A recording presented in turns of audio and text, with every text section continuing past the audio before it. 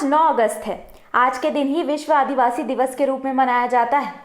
छत्तीसगढ़ राज्य भी विशेष पिछड़ी जनजाति एवं आदिवासी बाहुल्य राज्य के नाम से जाना जाता है, जहां अबूझ मडिया, बिरहो, कमार, पंडो बैगा सब पिछली जनजाति की सूची में आते हैं, जिनको मूलधाराओं से जोड़ने के लिए केंद्र सरकार से लेकर राज्य सरकार तक तमाम योजनाएं तो लाई जाती हैं, मगर धरातल तक इन योजनाओं का लाभ दिखाई ही नहीं देता है। उक्त योजनाओं में अब तक सिर्फ अधिकारी ही लाल पीले होते नजर आते हैं, मगर ये पिछड़ी जनजाति मूलधाराओं से जुड़ना तो दूर, मूलधाराओं से ही भटक गई है। हम बात कर रहे हैं छत्तीसगढ़ के 28वें जिला गौरेला पेंड्रा मरवाही की, जो आदिवासी बाहुल्य जिला है, जहां बैगाओं की आबादी भी काफी संख्या में है।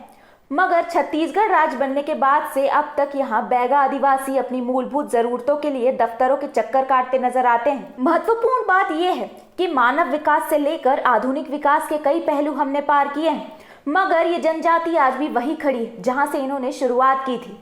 ये जनजाति जंगलों के सहारे खेती किसानी करती है, यही इनके जीविकोपार्जन का एकमात्र साधन है। अब सवाल ये खड़ा होता है कि जब शासन और प्रशासन बैगाओं के विकास के लिए तमाम दावे करते हैं, तब ये दावे इन शासन और प्रशासन में बैठे आला अमले को मुंहबाए चिढ़ाते हुए नजर आते हैं। क्या कारण है कि इन बैगाओं की सुध लेने वाला कोई नहीं है? जाति प्रमाण पत्र से लेकर शिक्षा के लिए इन बैगाओं को घने जंगलों को पार करके कई किलोमीटर का सफर तय करना पड़ता है। आखिर कब तक इन बैगाओं से इनका अधिकार छीना जाएगा? कब तक ये बैगा अपने अधिकारों के लिए दर दर भटकेंगे? आखिर कब इनकी सुध लेने वाला कोई आएगा ताकि ये मूलधारों से जुड़कर खुद को समाज का हिस्सा समझेंगे? इसके लिए शासन और प्रशासन को जागरूक होना पड़ेगा और बचाना होगा इस विलुप्त होने वाली जनजातियों को, जो हमारी संस्कृति है, जो हमारी धरोहर है, जिनका संरक्षण और संवर्धन अब शासन और प्रशासन के हाथों में है। अब देखना ये होगा कि प्रशासन इन बैगाओं पर ध्यान देता है या फिर हमेशा की तरह अपने आप में ही मस्त रहता है। चूल्हा में खाना बनाता, सिलेंडर नहीं मिले तुमन मन ला? नहीं मिली से अभी।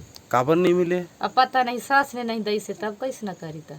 तो चूल्हे में खाना बनाता? हाँ, चूल्हे में बनाता, लकड़ी ले आनता, जंगल जाती भाई। बैगाओं की योजनाओं के लिए तो बहुत सारी चीज़ें हैं, बट यहाँ नहीं मिल पाती है सर। उतना योजनाएं तो होती हैं, लेकिन ये जो हमारे गांव में नहीं मिल पाती उतना अच्छा से। जिले के अधिकारी सर कभी कभी आते हैं, वोट के दौरान आते हैं सर, वोट मांगने के लिए तो तरह तरह की बातें करते हैं और बोलते हैं कि दावा भी करते हैं कि हम आपको अच्छी तरह से आपके गांव के विकास में हम लोग पूर्णतः योगदान देंगे। लेकिन जैसे ही चुनाव जीतने के बाद सर उन लोग का कोई यहाँ पर पता ही नहीं रहता, ना कभी कौन है विधायक, कौन ये सब चीज़ हैं, ये सब चीज़ के बारे में पता ही नहीं। इस गांव के विकास की देखा जाए तो उतना अच्छा नहीं है सर, क्योंकि हम लोग को गर्मी के समय सबसे बड़ी दिक्कत ये होता है कि पानी के लिए बहुत बड़ी प्रॉब्लम की फेस करना पड़ता है सर। और सड़कों की व्यवस्था भी उतनी है सर हम लोग के गांव के, लेकिन हम चाहते हैं कि यहाँ भी कोई एमपी तक, जो हम लोग का ये बॉर्डर है, ये एमपी तक जाना चाहिए सर, मतलब सड़क वड़क होना चाहिए। बैगा विकास प्राधिकरण के अंतर्गत बहुत सारे कार्य इस ज़िले में भी सैंक्शन है। हम कोशिश कर रहे हैं कि उन कार्यों को जल्दी से जल्दी पूर्ण करवाएं, ताकि ये जो विशेष पिछड़ी जनजाति का समुदाय है उसको ज़्यादा से ज़्यादा लाभान्वित किया जा सके और शासकीय योजनाओं से जोड़ा जा सके।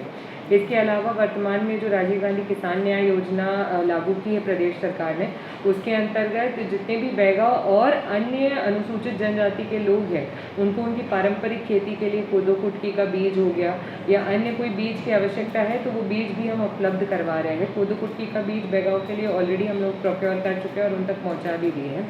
अभी भी ज़रूरत है कि उनके स्वास्थ्य और एजुकेशन पे ध्यान देने की, क्योंकि अपॉर्चुनिटी हर किसी के पास होनी चाहिए। फिर उस अपॉर्चुनिटी का वो क्या यूज़ करते हैं वो व्यक्ति विशेष पे डिपेंड करता है। इस क्षेत्र में भी हम लोग लगातार प्रयासरत है और कोशिश कर रहे हैं कि इनका स्वास्थ्य और एजुकेशन इम्प्रूव हो। लॉकडाउन के पहले पकरिया फार्म से बैगा बच्चे जो कुपोषित थे उनके लिए विशेष रूप से दूध अवेलेबल करवाने की भी योजना चल रही थी, जिसको वापस अब लॉकडाउन खुलने के बाद वापस सक्रिय किया जाएगा।